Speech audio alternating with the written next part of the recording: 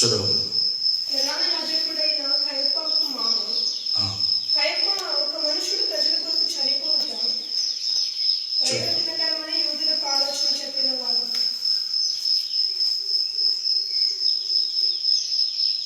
ఇరవై 24వ వచనములో 23వ వచనములో కూడా మనం చూస్తాము.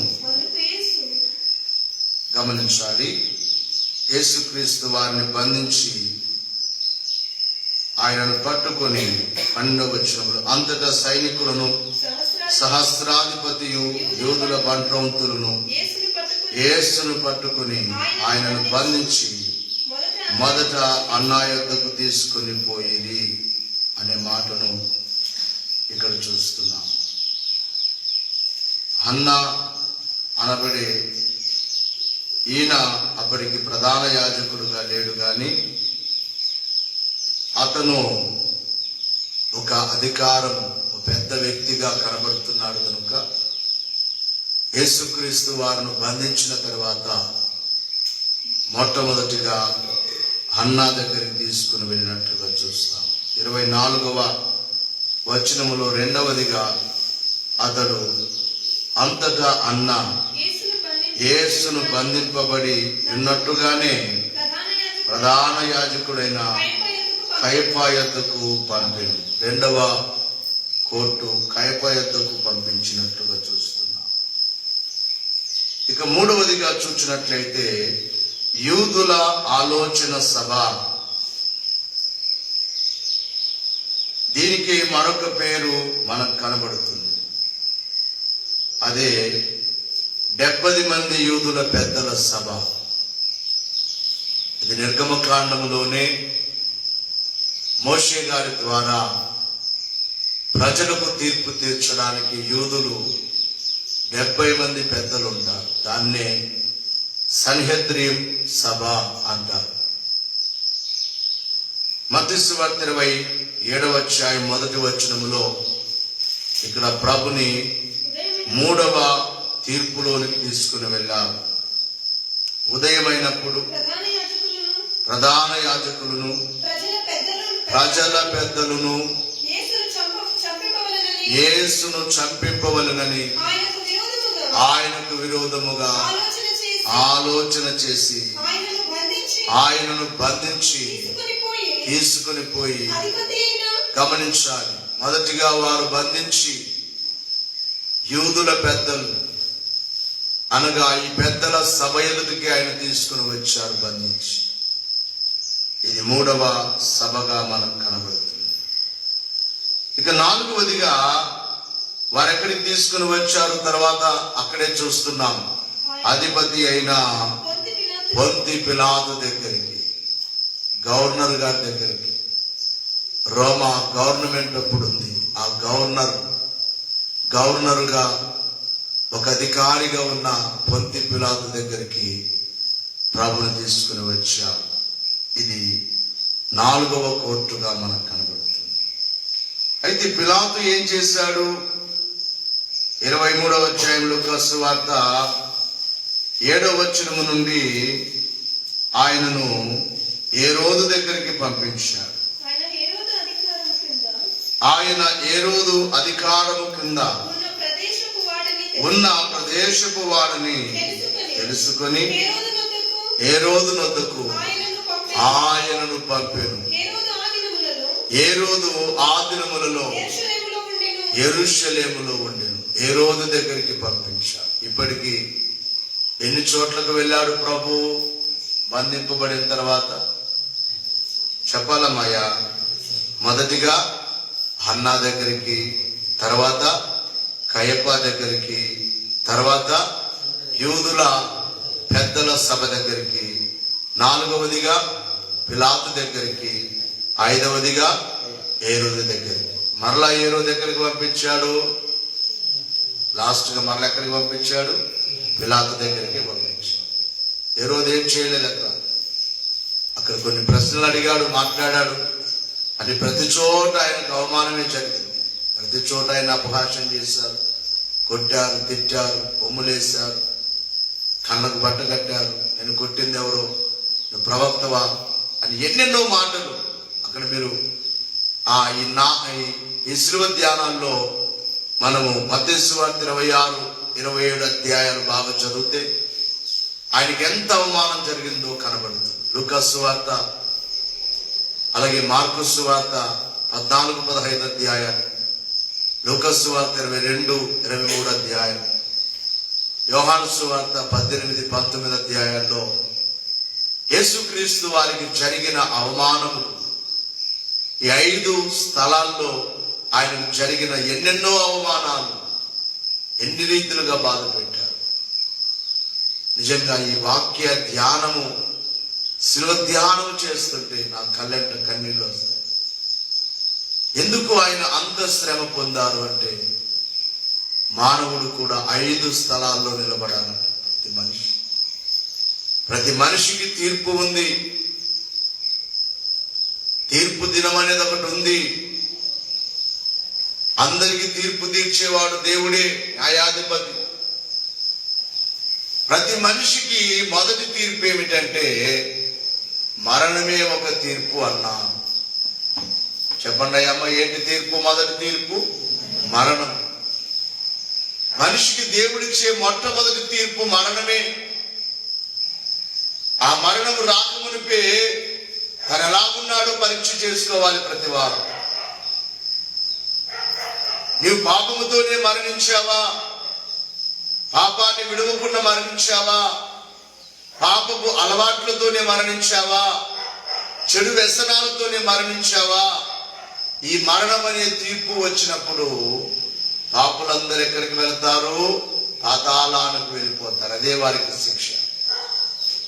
మరణం అనే తీర్పులో ఈ లోకంలో మనం ఈ న్యాయస్థానాలు, కోర్టులు మనం ఎరుగుతున్నాం. తీర్పు వచ్చిన తర్వాత వారు ఏ నేరం చేయలేదంటే వారికి విడుదల వస్తుంది. ఒకవేళ వారు తప్పు చేశారని రుజువు అయితే ఏమొస్తుంది? వారికి శిక్ష. బైబిల్ని బట్టి న్యాయస్థానాలు రాశారు. రాజ్యాంగం రాయడానికి బైబిల్ని, అలాగే క్రైస్తవ దేశాల యొక్క రాజ్యాంగాలను అన్నిటిని దగ్గర పెట్టుకొని, అందరినీ సలహాదారులను దగ్గర పెట్టుకొని అంబేద్కర్ గారు ఈ యొక్క రాజ్యాంగాన్ని రాసినట్లుగా చరిత్ర మనకు తెలియజేస్తుంది.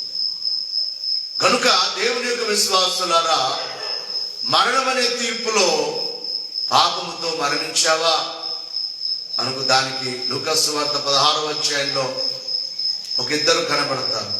ఒకడు దరిద్రుడైన లాజరు, ధనవంతుడు. ధనవంతుడి పేరు రాయబడలేదు కానీ లాజరు పేరు రాయబడింది. లాజరు ఎవరు? ఎవరిని కలిగి ఉన్నాడు? మాట్లాడలేదయ్యా. ఎవరిని కలిగి ఉన్నాడు? తనకి ఎంత శ్రమ ఉన్నా ఎవరిని విడవలేదు.